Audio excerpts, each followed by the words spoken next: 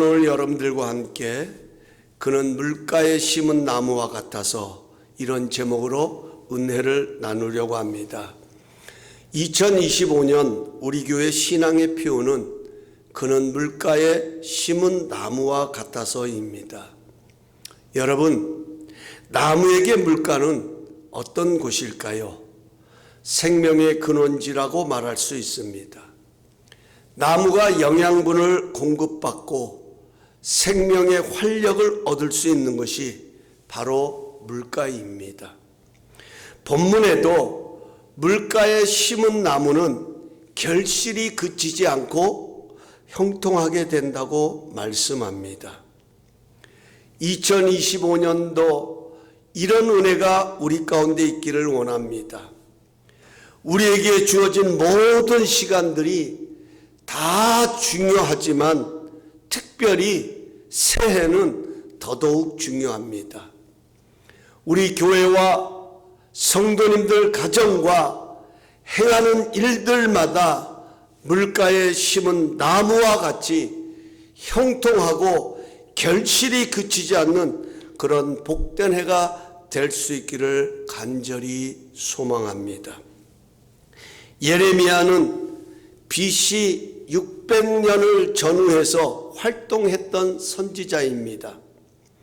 눈문의 선지자라는 별명처럼 조국의 현실을 바라보며 간절한 심정으로 하나님의 말씀을 전했던 선지자입니다. 남유다는 하나님을 떠남으로 인하여 점점 더 어려움에 빠지고 있었습니다. 새롭게 등극한 강대국 바벨론은 틈틈이 침략의 기회를 엿보고 있었습니다. 신앙인에게 위기는 하나님을 더욱 의지해야 하는 기회인 것입니다. 그런데도 이스라엘은 하나님을 찾고 의지하기보다는 애굽이라고 하는 강대국의 힘을 빌어 바벨론을 막아보겠다고 애쓰고 있었습니다. 보이지 않는 힘보다 보이는 인간의 힘을 의지했던 것입니다. 하지만 헛수고였습니다. 바벨론의 공격을 받아 포로가 되고 맙니다. 나라를 빼앗기고 모든 것을 잃어버리게, 주권을 잃어버리게 됩니다. 그러니 이스라엘 백성들의 입장에서는 절망감이 얼마나 컸겠습니까?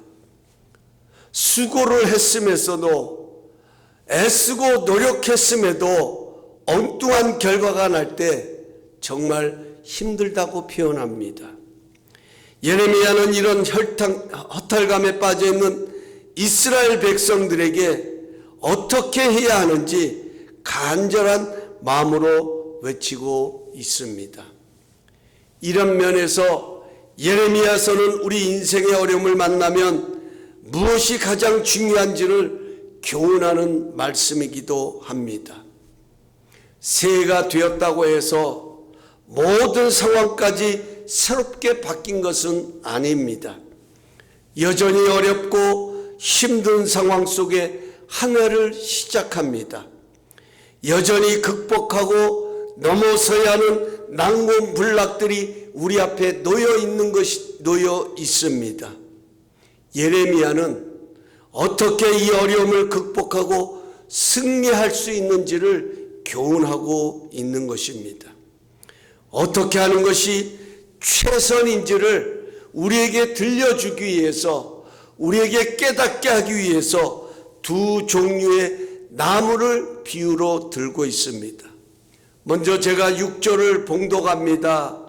그는 사막의 떨기나무 같아서 좋은 일이 오는 것을 보지 못하고 광야 간조한 것, 건건한 땅, 사람이 살지 않는 땅에 살리라, 이렇게 말하고 있습니다. 여기 사막의 떨기나무가 등장을 합니다. 그리고 또 하나의 비유는 8절 말씀입니다. 제가 봉독합니다. 그는 물가에 심어진 나무가 그 뿌리를 강변에 뻗치고 더위가 올지라도 두려워하지 아니하며 그 입이 청정하며 가무는 해에도 걱정이 없고 결실이 그치지 아니함 같으리니. 여러분, 물가에 심은 나무와 사막의 떨기나무의 공통점과 차이점이 무엇인지 아십니까? 공통점은요, 동일하게 더위가 찾아온다는 것입니다. 물가에 심겨진 나무도 더위가 닥쳐오면 사막의 떨기나무처럼 동일하게 더위의 영향 아래 놓이게 됩니다. 하지만 물가에 심겨진 나무는 뿌리가 강변에 뻗치고 있기에 더위를 두려워하지 않는다는 것입니다. 더위가 몰려와도 뿌리가 강변에 뻗치고 있기에 여전히 입은 청청하며 가뭄에도 결실이 그치지 않는다라고 말하고 있습니다. 하지만 사막의 떨기나무는 광야같이 황폐한 곳에 뿌리를 내리고 있기에 좋은 일이 오는 것을 보지도 못하고 기대할 수도 없고 메말라 갈 뿐이라고 오늘 본문은 우리에게 교훈하고 있습니다. 여러분, 위기가 찾아올 때에 물가에 심기운 나무처럼 살아가기를 원하십니까? 아니면 사막의 가시떨기 나무처럼 존재하시기를 원하십니까? 이 선택은 우리에게 달려 있다고 하는 것이 오늘 본문의 메시지의 내용입니다. 시편 1편 3절은 이렇게 말씀합니다. 그는 시냇가에 심은 나무가 철을 따라 열매를 맺으며 그 잎사귀가 마르지 아니함 같으니 그가 하는 모든 일이 다 형통하리로다. 여러분, 물가에 심은 나무는 더위가 찾아와도 좋은 일을 보게 된다, 이렇게 말씀하고 있습니다. 이게 바로 형통입니다. 하지만 사막의 떨기나무는 그 뿌리가 황폐한 곳에 뿌리를 내리고 있기 때문에 좋은 일을 보지 못하게 된다 하는 것입니다. 여기 좋은 일이 오는 것을 보지 못한다는 말은 우리가 생각하는 그런 좋은 일이 아니라 보아야 할 것을 보지 못한다 하는 것입니다. 여러분, 사실 우리가 살아가면서 경험하는 이 문제들, 참 이 문제들은 다 누구나 피하고 싶어 합니다. 왜냐하면 이 문제는 우리를 힘들게 하고 어렵게 하기 때문입니다. 하지만 가만히 우리가 한번 우리의 삶을 돌아다 보면 문제라고 해서 또한 다 나쁜 것은 아닙니다. 그것이 실수이든 간에 그것이 나의 잘못으로 인하여 찾아온 문제이든 간에 사람은 문제를 통해서 강해지고 자라간다 하는 것입니다.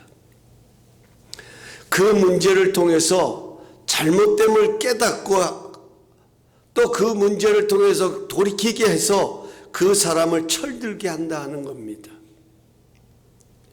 여러분, 복은 다른 것이 아닙니다. 복이라고 하는 것은 문제가 없는 것도 물론 축복이겠지만 우리 인생의 삶에는 반드시 문제가 찾아오는데 그 문제를 통해서 보아야 할 것을 볼 수 있는 것, 이게 복이다 하는 것입니다. 깨달아야 할 것을 깨닫는 것이 복입니다. 반대로 똑같은 문제이지만 보아야 할 것을 보지 못하는 것이 바로 저주다. 오늘 성경은 그렇게 교훈하고 있습니다. 중요한 것은 어디에 뿌리를 내리고 있느냐 하는 것입니다. 여기 뿌리라고 하는 것은 근본이고 근원이다 하는 겁니다.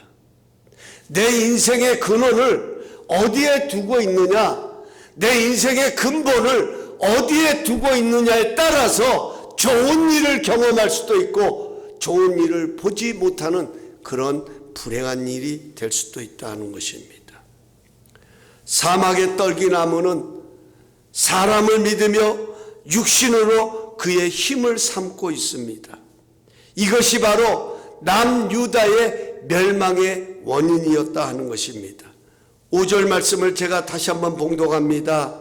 여호와께서 이와 같이 말씀하시느니라. 무릇 사람을 믿으며 육신으로 그의 힘을 삼고 마음이 여호와에게서 떠난 그 사람은 저주를 받을 것이니라. 육신의 힘으로 근본을 삼는 사람들은 뿌리가 육신의 힘에 있기 때문에 하나님에게서 멀어질 수밖에 없습니다. 왜냐하면 육신이 근본인 사람, 육신의 힘이 근원인 사람, 육신의 힘에 뿌리를 내린 사람은요, 그 육신의 힘이 전부인 줄 안다 하는 겁니다. 자신의 힘과 능력을 자랑 삼는데 하나님을 찾지도 않고 하나님을 가까이 하지도 않는데 어떻게 하나님의 은혜를 볼 수 있느냐 하는 것입니다. 여러분, 우리가 2024년도를 살아왔습니다마는, 아니 지금까지 우리가 살아온 삶의 여정을 돌아보면 노력과 열심이 얼마나 중요합니까? 그런데 또 하나 우리가 깨달아지는, 노력한다고 다 되는 것은 또 아니다 하는 겁니다.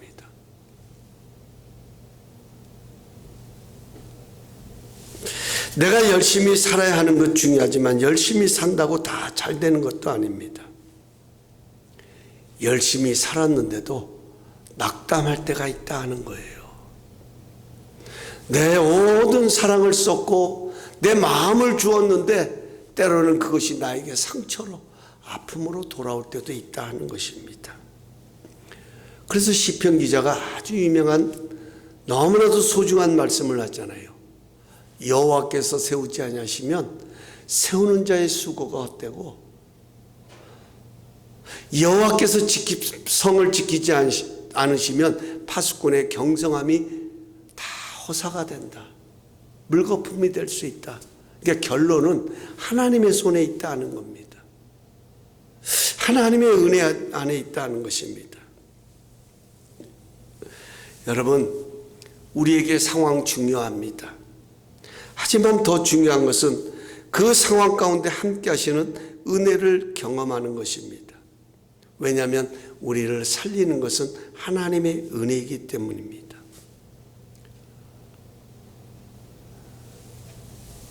분명한 것은 어렵다고 해서 다 힘든 것은 아니에요. 어려운 가운데서도 하나님의 은혜를 보는 사람들은 넉넉히 그 어려움을 극복하고 넘어서는 것을 보게 됩니다. 하지만 은혜를 보지 못하기 때문에 힘들고, 그래서 고통이고 좌절이다 하는 겁니다. 제가 성경에서 한 인물을 예화로 소개하려고 합니다. 성경에서 가장 뜨거운, 가장 강렬한 인생의 고난을 당한 사람을 꼽으라고 하면 아마 욥이 먼저 생각날 것입니다. 이 욥이라는 이름의 뜻은 박해를 입은 자, 미움받은 자, 적을 가진 자, 회개한 자입니다. 좋은 이름은 아닙니다. 하지만 욥은 어떤 삶을 살았습니까? 욥기 1장 1절은 이렇게 소개하고 있습니다. 우스 땅에 욥이라 불리는 사람이 있었는데 그 사람은 온전하고 정직하여 하나님을 경외하며 악에서 떠난 자니라.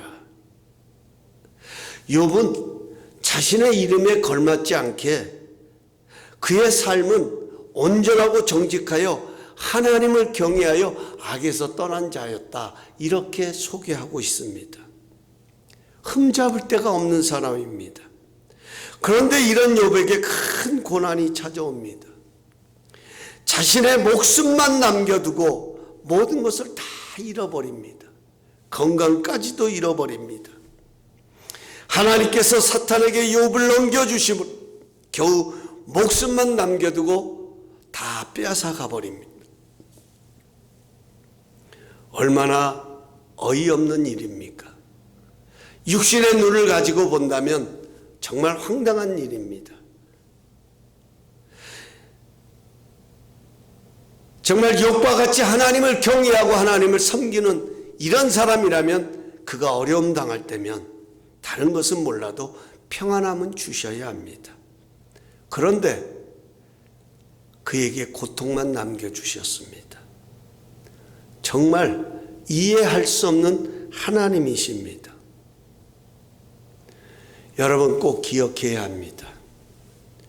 우리는 하나님을 다 이해할 수 있기 때문에 그 하나님을 믿는 것이 아니에요. 하나님은요, 전지전능하신 분입니다.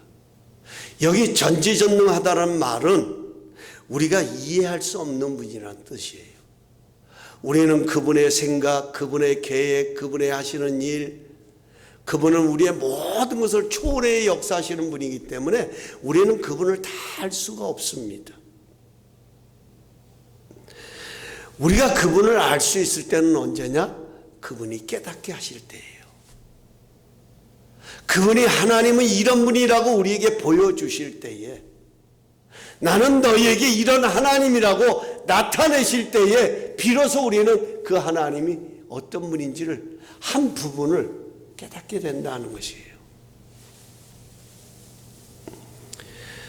욥도요, 이렇게 하나님을 경외했었지만 욥기서를 읽다 보면 도무지 하나님이 이해가 되지 않아서 하나님을 원망하는 장면도 나옵니다.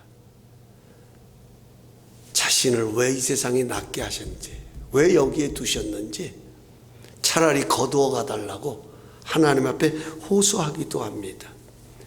그런데 이런 욥이 42장에 가서 보면 이렇게 하나님 앞에 마지막 장에서 회개하는 장면이 나옵니다. 내가 죽게 대하여 귀로만 듣기만 하였사오나 이제는 눈으로 주를 뵙나이다.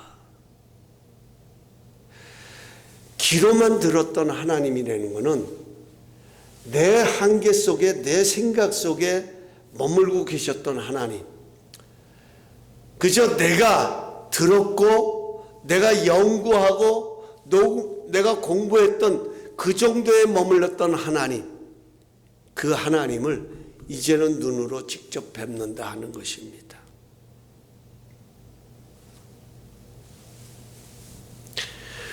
영이신 하나님이에요. 그 하나님을 자신의 고난을 통해서 그 하나님을 이제 눈으로 직접 뵙는 그런 은혜를 경험하게 됩니다. 그럴 때 비로소 하나님께서는 욥에게 갑절의 복을 주셨다 하는 거죠. 그러니까 정말 우리 하나님이 이렇게 일을 하세요. 그럴 만한 사람으로 만드시고, 이제 이 다음에 가서 보면 18장에 가서 보면 토기장의 비유가 나오걸랑요. 그 진흙을 깨뜨려서 그 토기장이가 자기가 원하는 그릇을 만들어 가듯이 하나님께서는 그렇게 하신다는 거예요. 그런 그릇으로 만들어 가신다. 욥도 그렇게 행하신 겁니다. 그 모든 자격과 그럴 만한 그릇이 되질 때 비로소 하나님께서는 넉넉히 지난날에 잃어버렸고 빼앗겼던 그 모든 고난의 갑절로 넉넉히 그런 것들을 넘어설 수 있는 그런 은혜와 축복을 허락하여 주셨다 하는 것입니다.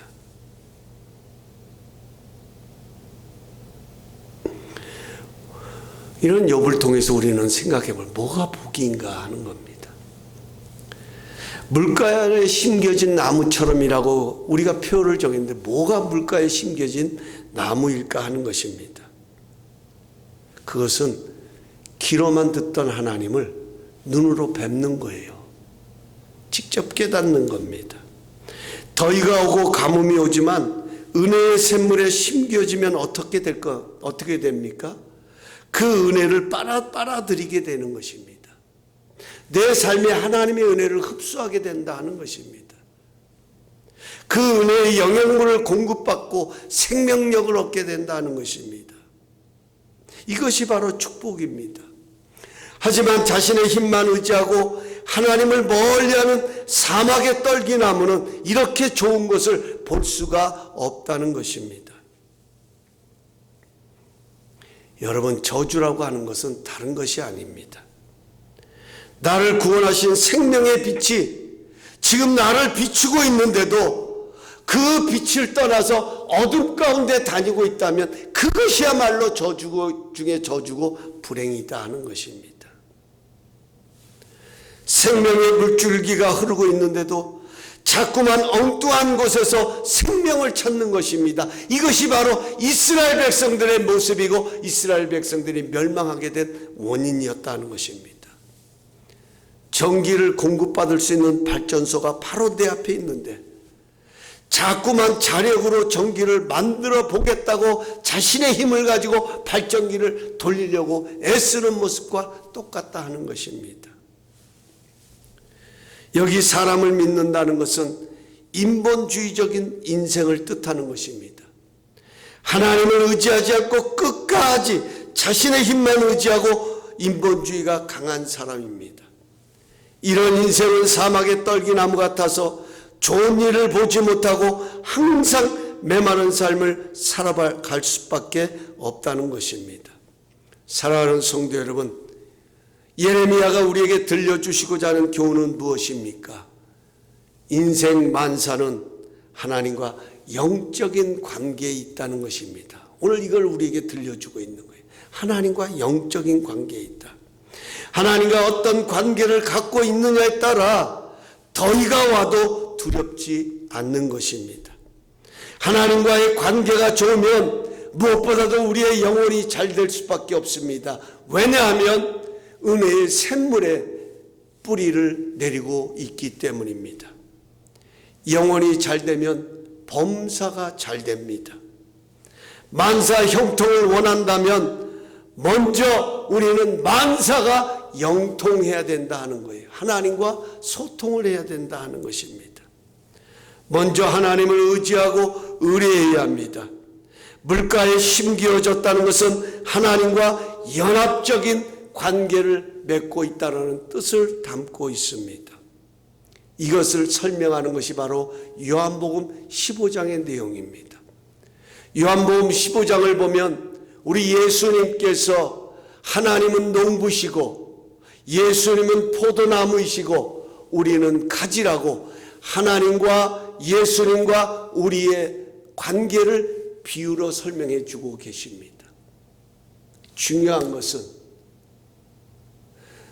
가지는 포도나무에 붙어 있어야 된다는 거예요.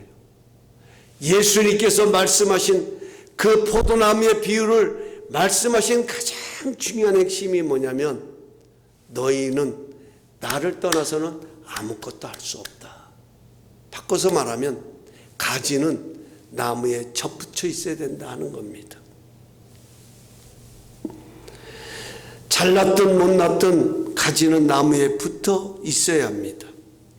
나무와 연합을 이루고 있어야 합니다.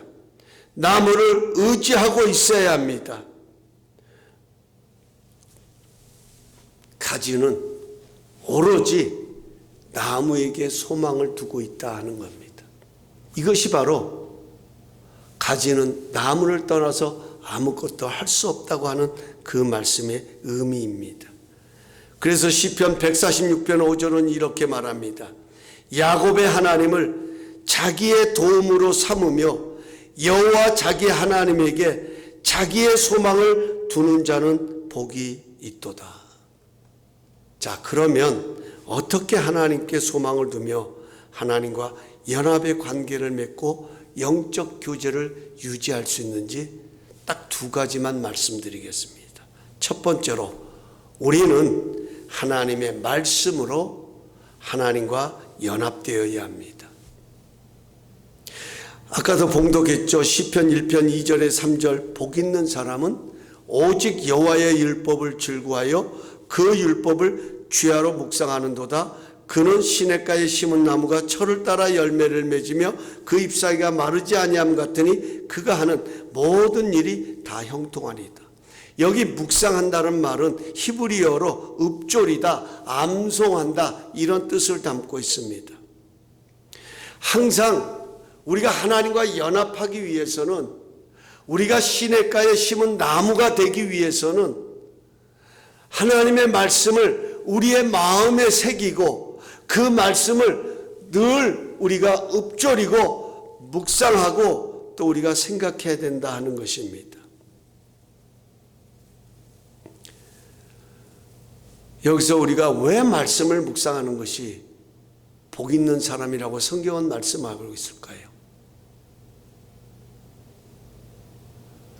왜 말씀을 따라가는, 말씀을 묵상하는 자가 복 있다고 말하는 것일까요? 이 말씀은 하나님이 기록하신 것이기 때문에, 하나님의 말씀이기 때문에, 하나님이 쓰신 것이기 때문에 그렇습니다. 왜 이 말씀이 우리로 하여금 하나님과 연합하게 할까요? 말씀은 하나님의 말씀이기 때문입니다.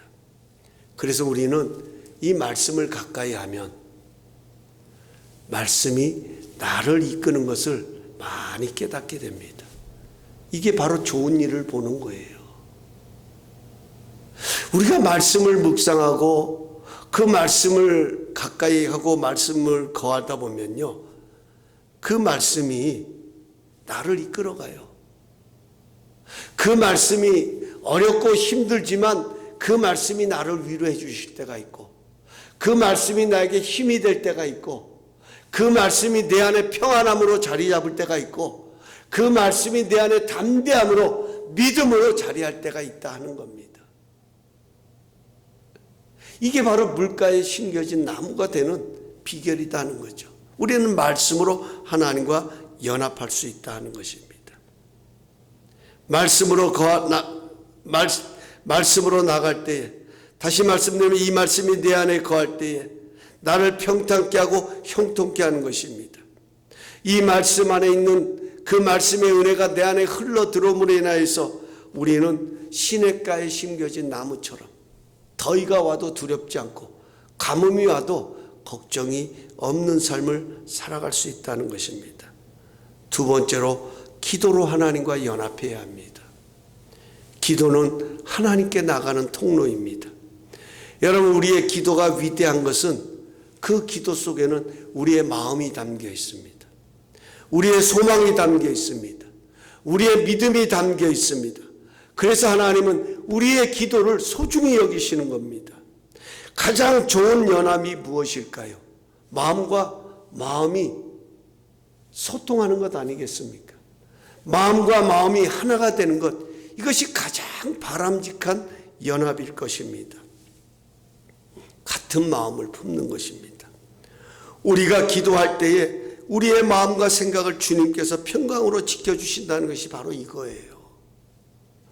평강은 주님 안에 거할 때 주어지는 하나님의 선물입니다.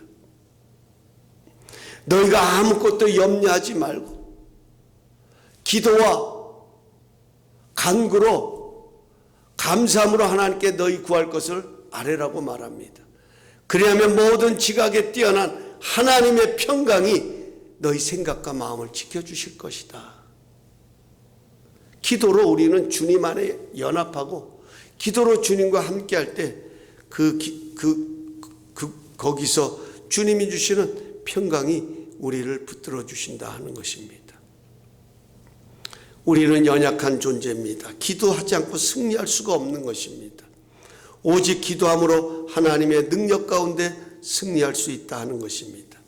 이제 말씀을 정리하려고 합니다.